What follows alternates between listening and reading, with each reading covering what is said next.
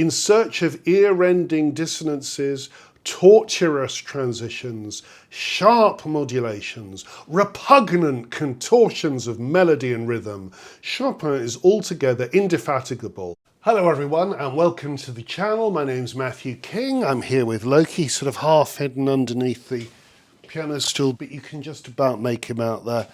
I've just come back from Mallorca, where I've seen the amazing apartment at the monastery in Valldemossa, where George Sand and Frédéric Chopin spent the winter of 1838 to 1839. And you can see, I think I did 4 shorts about the visit last week, so you can find those on the channel. In fact, I'll put something about them in the video description below. And today we're going to talk about Chopin and about the critical reception. Incredibly vituperative things that were said about Chopin and his music during his lifetime, and see if we can tease out. Sometimes it's very interesting when you look at contemporary comments, they tell us something really interesting about the person. We're so used to thinking about composers, these kind of godlike beings who are sort of sitting on pedestals, but the real humanity of actual artists, and of course artists are still alive among us today, and they're never really taken very seriously. People find it very hard to assess great work at the time when it's being written. I mean, it's all very well saying something's amazing and great and special and so on. Years after the event, or hundreds of years after the event, it's very easy for us now to say Bach's a great composer. It wasn't so easy when he was alive. And in fact, many people thought that Bach's music was far too complicated, far too old-fashioned.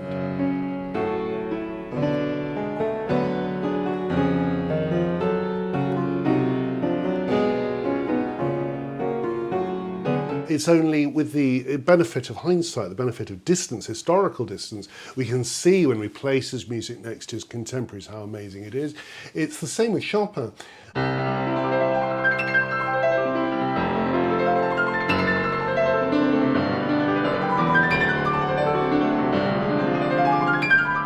So in a minute, I'm going to read out some of those criticisms which tell us something very interesting about how the music was perceived at the time. And before I go any further, I'm wearing a Chopin T-shirt, which I've got from Amadeus Apparel. This channel has a special arrangement with Amadeus Apparel. If you like the T-shirts that you see on the channel, just look them up, because the details are in the video description below, and you can get a discount on a very exciting T-shirt. Today's one is a picture of Chopin dressed up as a sort of warrior in cavalry clothes, and it's really clever because the music going around it is of course, I don't know if you can see this, is the theme of his great A flat Polonaise. This one.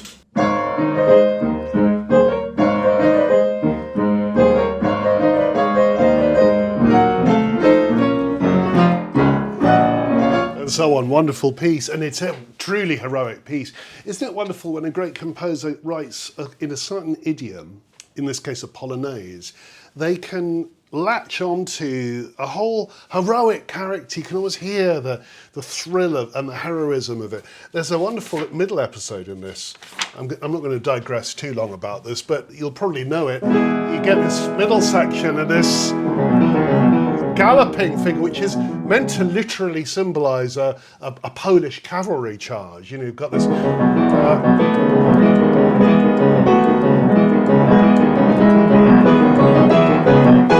I'd need to practice my left-hand octaves properly to get that rolling octave passage. It's notoriously difficult to play well and requires heroism from the pianist to do it.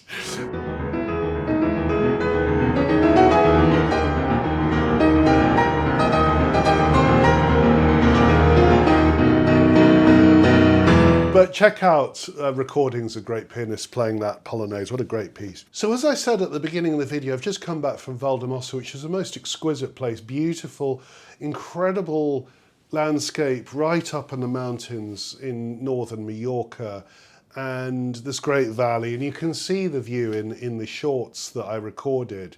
In fact, Ian's going to be very obliging, and he's going to pop in just now. I've thought of this, and I'm sure he's got the skills to do it. Pop in a little example of one of the shorts so you can see the view I'm talking about. I'm standing outside the apartment that Chopin and George Sand rented in 1838 on the edge of the Carthusian monastery here in Valldemossa. And they had this spectacular view. This is from their garden. This is the garden. Look at this spectacular garden at the back of the apartment. These beautiful, obviously these weren't here then, although I wonder if the trees in the centre were. And then you have this view out onto the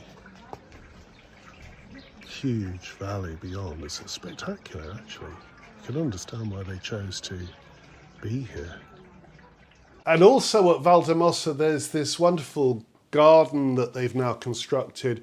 I think some of the trees in the centre may have even been there in the 19th century, but along the side there's this lovely watery thing. It's so gorgeous. And you can see the little drops falling in it, which of course is very poetic because this is the location of the Preludes, the famous Raindrop Prelude. I did a video about this, I think, at least a year, probably more like 2 years ago.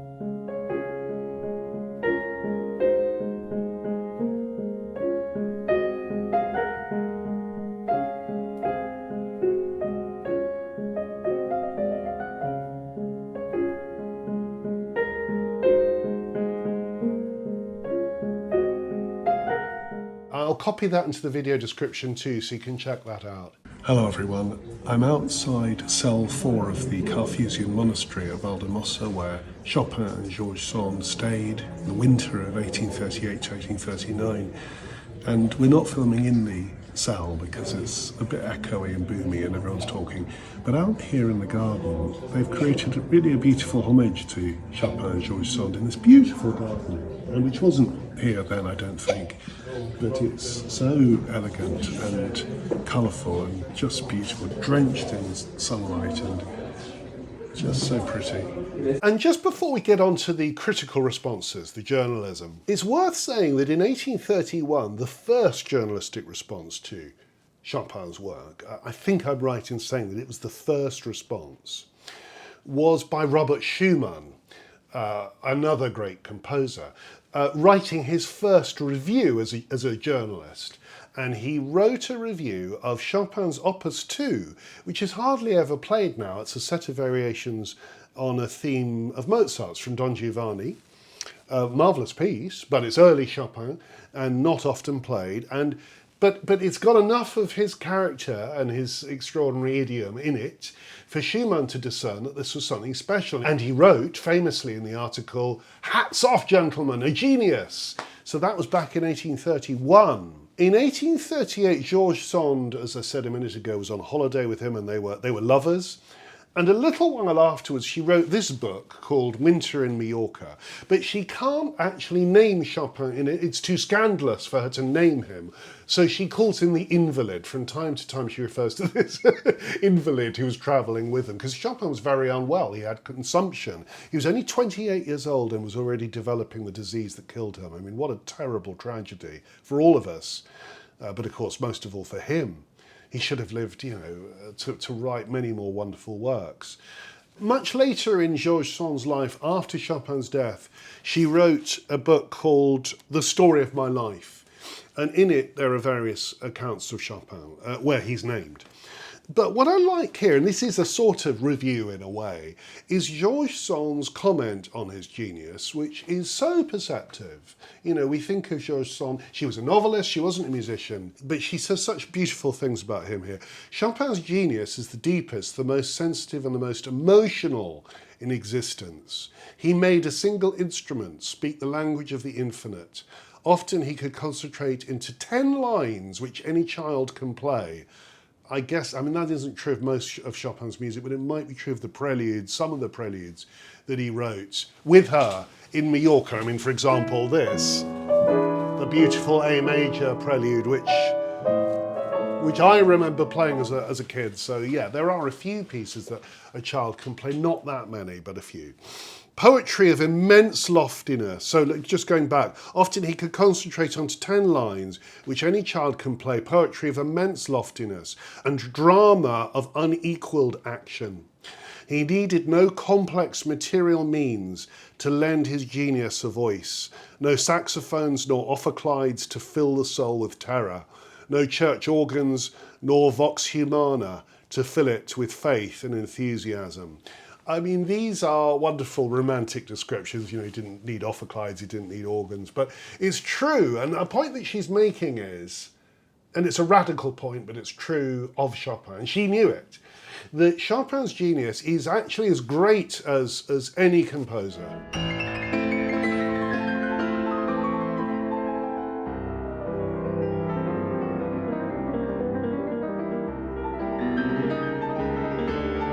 I mean, for me, he ranks among the very greatest of composers, up there with you know, huge figures like Bach, Beethoven, Wagner, Mozart, and so on, Schubert, Stravinsky. I mean, these are all great composers, but Chopin is among them, even though, unlike any of those people, he only wrote for piano, so incredibly limited.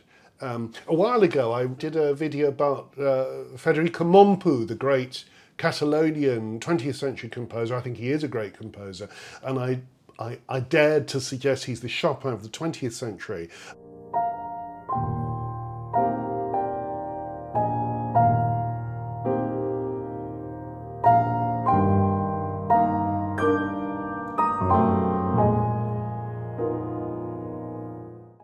Quite often on that video I get these cross remarks saying he's nothing like Chopin. I'm not saying he's like Chopin, I'm saying he resembles Chopin in that he's a great composer for piano, and that makes him a really special composer, even though he didn't venture beyond the piano. And so Sand is right about this. There's something great and marvellous about his artistic vision, even though it's confined to a single instrument. And she goes on to say, the crowd did not know him and still does not know him. In other words, his music wasn't especially popular because it's so refined and so subtle and full of ingenuities and innovations which people at the time found shocking, and we'll see some of that shock in the reviews I'll read out in a minute. Great progress in taste and artistic perception is needed before his works can become popular, but the day is not far off when they will orchestrate his music without changing his piano parts, and when all the world will recognise that though his genius was no less vast, complete and learned than that of the great masters whose work he had assimilated, nevertheless his individuality remained even more exquisite than Bach's, more powerful than Beethoven's, more dramatic than Weber's.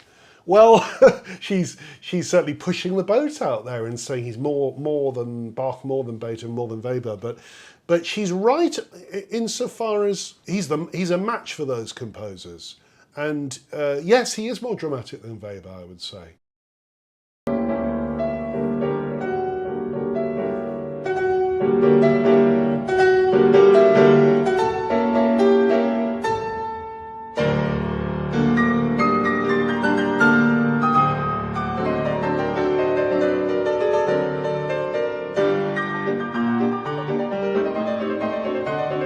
What is it about Beethoven, she suggests? More powerful than Beethoven. He can be more powerful than Beethoven.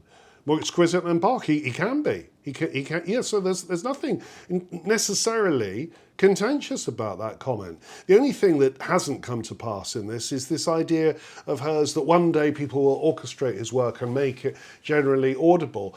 Of course, we don't need orchestrations of Chopin. You can't really orchestrate his music, really. Doesn't have the same wonder as it does with the sonority of the piano.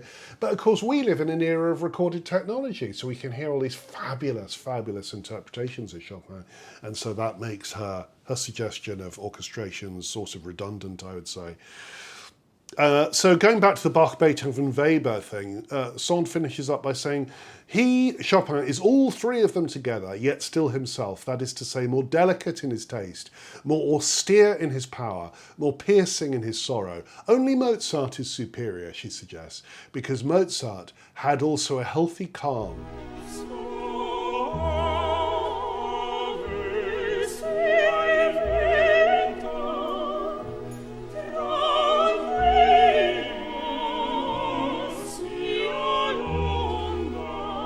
Therefore a greater fullness of life. Now again, she's onto something in the genius of Mozart, and I cannot understand the quantity of people who don't get Mozart. The great genius of Mozart is his wonderful grace and lightness of touch, his sense of humour, and yet his staggering emotional depth, his technical prowess, all these things. But he has that wonderful optimism, which you don't really get with Chopin. So let's get on to the criticisms, and I might illustrate a couple of things with little bits of Chopin as we read them. So let's start out. A lot of these reviews are British, I'm afraid. This one is from the Musical World, London, October the 28th, 1841. Monsieur Frédéric Chopin has by some means or other, which we cannot divine, obtained an enormous reputation, but too often refused to composers of 10 times his genius. This comes up a lot, that Chopin is often compared with contemporary composers. I guess people like, I don't know, Moscheles, Hummel, possibly Liszt, although he certainly had his detractors. But John Field, Chopin's often compared unfavourably to Field. And you can see in those composers there's what we would consider a more early 19th century character, less advanced harmony, more easygoing music, more kind of obviously brilliant, less neurotic, less charged with emotional depth. And so he's often compared detrimentally to his contemporaries.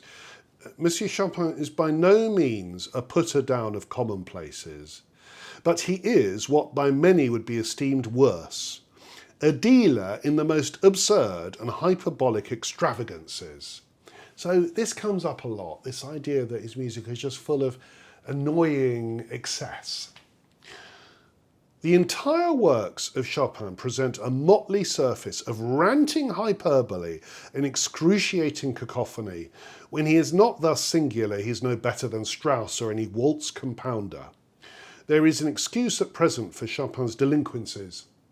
He is entrammelled in the enthralling bonds of that arch enchantress, George Sand, celebrated equally for the number and excellence of her romances and her lovers. Not less we wonder how she, who once swayed the heart of the sublime and terrible religious democrat Lamennais, can be content to wanton away her dreamlike existence with an artistic nonentity like Chopin. So, I mean, the Musical World, London, 1841, the critic unknown, is really going from there, really no quarter given. There's a brief comparison with Strauss, and this isn't Johann Strauss the Younger, who we know so well from the Blue Danube and so on. This is his dad, Johann Strauss the Elder. I don't think Chopin particularly resembles him, and the critic is obviously talking about waltzes that they've heard. But is there anything commonplace about a Chopin waltz? I mean, you can hear the inflection, the sort of Mazurka-like inflection there.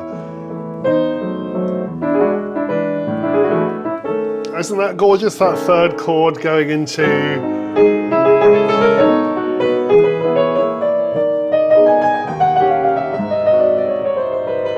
I mean, it's gorgeous. No, he's a master in every idiom that he attempts. This, of course, has the wonderful...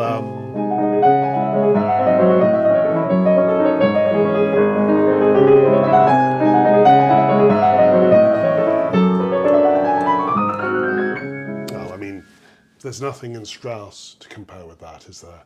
I'm a big fan of Johann Strauss the Younger, but his dad, I don't think there's anything to compare with that. And there isn't in Johann Strauss the Younger either. I mean, wonderful Viennese waltzes, but nothing to compare with that. That sort of melancholic, pianistic, Polish thing that Chopin's doing. Marvellous.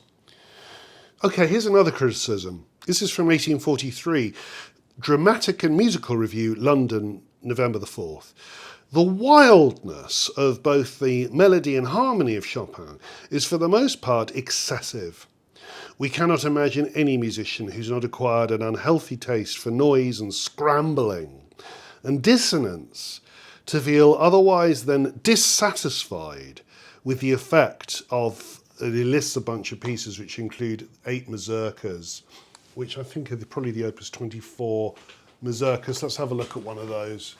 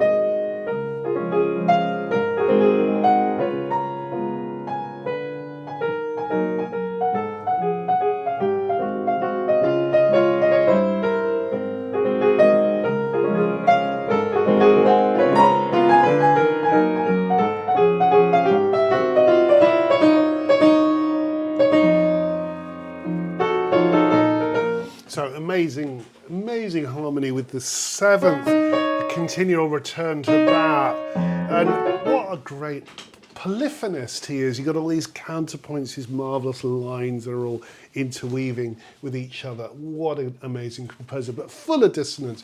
And you can immediately say something provocative about the way that Chopin's writing so much of the time. You can immediately see why people were horrified by these things. Here's H.F. Chorley in the Athenaeum, again a London publication, December the 20th, 1845. Monsieur Chopin increasingly affects the crudest modulations. Cunning must be the connoisseur indeed, who while listening to his music can form the slightest idea when wrong notes are played, its difficulties to the eye being doubled by the composer's eccentricity of notation. Just another illustration from one of the early Mazurkas. This kind of thing where you get these beautiful sort of filigree runs, which are always expressive, never just showing off like so much of the virtuosity of his contemporaries, but every one of these ornaments. Here's an example.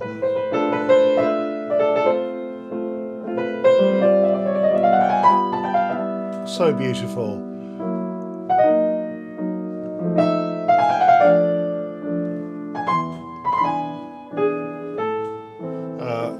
I mean, there's all that chromaticism going on inside the left hand, but the delicacy of the right hand, so wonderful. But of course, unprecedented notationally, with all sorts of irregular groupings of notes. You know, this thing, you've got 15 quavers written as a sort of floating thing in the right hand. Oh, there's another one here, also a sort of irregular group of... hang on. Yes, that's a later version of it. So these beautiful things that he invents, and they're so full of emotional power, I think. But to people in the 1840s playing it, it was strange. It was unfamiliar and just odd. It's very interesting to see that Rellstab, the German critic, writing in 1833, not long after Schumann's Hats Off, Gentlemen of Genius review, Rellstab was a poet who Schubert set in Schwanengesang, his final song cycle. Some of Rellstab's poems are in there.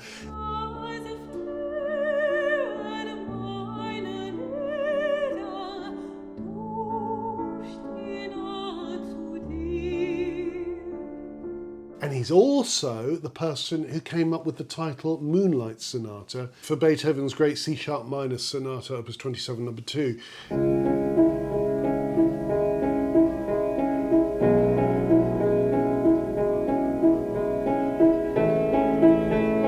It didn't have a title, but Rellstab said that it was like the moonlight on Lake Geneva glistening. And that poetic description just attached itself to the piece. So Rellstab, a sort of minor celebrity of the era, but he has no truck with Chopin. In search of ear-rending dissonances, tortuous transitions, sharp modulations, repugnant contortions of melody and rhythm, Chopin is altogether indefatigable. All that one can chance upon is here brought together to produce the effect of bizarre originality, especially the strangest tonalities, the most unnatural chord positions, the most preposterous combinations in regard to fingering. But it is not really worth the trouble to hold such long philippics for the sake of the perverse Mazurkas of Herr Chopin. Had he submitted this music to a teacher, the latter, it is to be hoped, would have torn it up and thrown it at his feet. And this is what we symbolically wish to do. So really not mincing words. Again, it's the Mazurkas that are causing him such distress. So the problems are preposterous combinations in regard to fingering. In the etudes, for example, the famous chromatic etude where the chromatic element has to be played with the top 3 fingers, really hard to do. So of course these things are hideously complicated and difficult for pianists in the early 19th century. I mean, now we live in an era of hyper-professionalism. Hundreds and hundreds of marvellous pianists can do it. But in those days, well, only 1 or 2, perhaps only Liszt and Chopin himself could really do it well.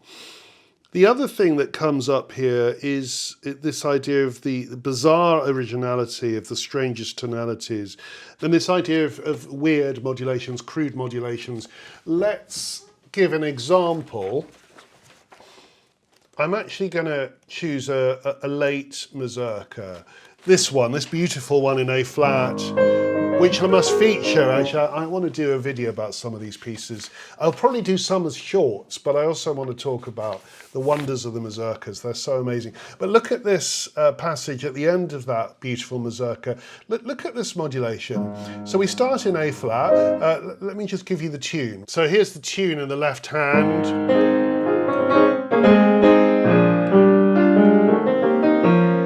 Right hand.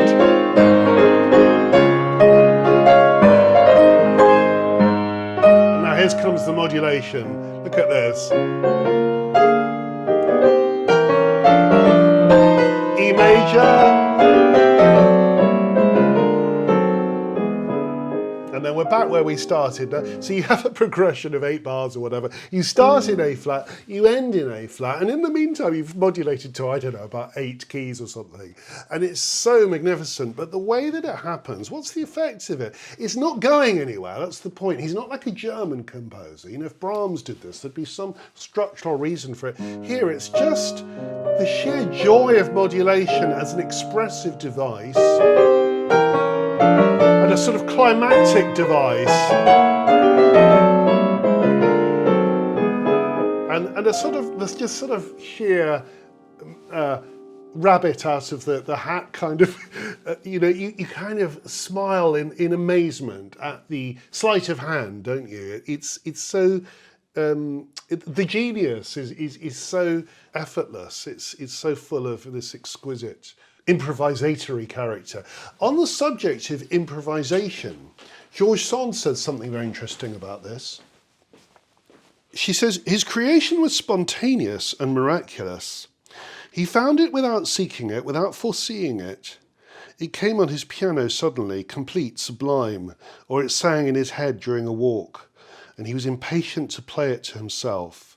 But then began the most heart-rending labour I ever saw. It was a series of efforts, of irresolutions, and of frettings to seize again certain details of the theme he had heard. So you get the impression that the beginning of Chopin's compositional process, and this absolutely makes sense to me because of the character of the music, is that he would begin with improvisation or just playing at the piano, and these gorgeous things would happen, and then he'd have to try and recapture it and refine it and add voices and sort of gradually compose it into the kind of intricate form that finally emerged. But it was really difficult. So all these effortless effects of his are not easily composed. They took him enormous amounts of difficulty and anguish. It reminds me of Ravel a little bit, who would sort of conceal the sheer workload that was involved in these apparently effortless and perfect masterpieces.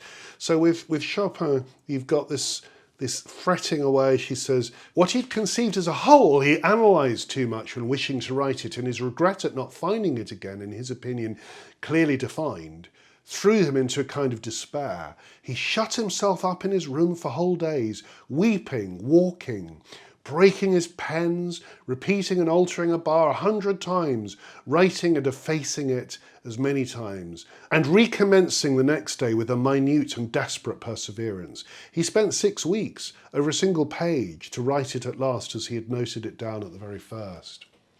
So something of the painstaking nature of Chopin's creativity. And in the apartment in Mallorca, there are manuscripts, and I'll show you an example where you can see the crossings out. So there in the beautiful calligraphy of Chopin's handwriting, you can see there are whole bars that he's just scored out and written again. So just a few thoughts about Chopin's creativity, the wonders of his piano music, and the bafflement of contemporary criticism, and also, of course, the very shrewd and perceptive judgments of Schumann, who we mentioned at the beginning, and George Sand, who understood something of his genius. Thank you for listening, and if you like the channel and want to subscribe to it, please do, and press the little bell for notifications. And if you feel in a generous mood, please support the channel, and there are details about how you can donate to the channel in the video description. Thanks for watching.